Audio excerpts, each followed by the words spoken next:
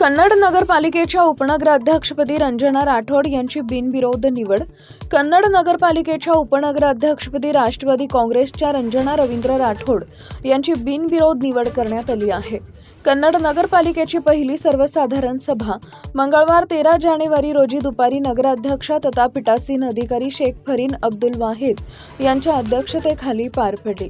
या सभेत उपनगराध्यक्ष गट नेते तसेच स्वीकृत सदस्यांची निवड प्रक्रिया शांततेत आणि एकमताने पूर्ण करण्यात आली।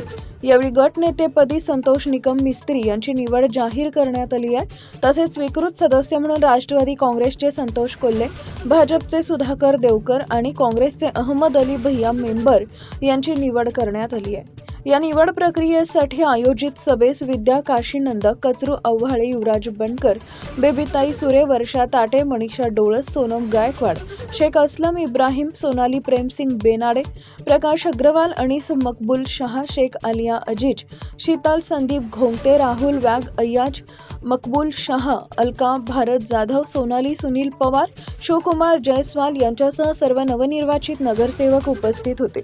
निवड प्रक्रिया यशस्वीपणे पार पाडण्यासाठी मुख्याधिकारी रवींद्र लांडगे, उपमुख्याधिकारी विष्णू राठोड, कार्यालयीन अधीक्षक प्रशांत देशपांडे तसेच पालिकेच्या विविध भागातील अधिकारी व कर्मचाऱ्यांनी परिश्रम घेतले।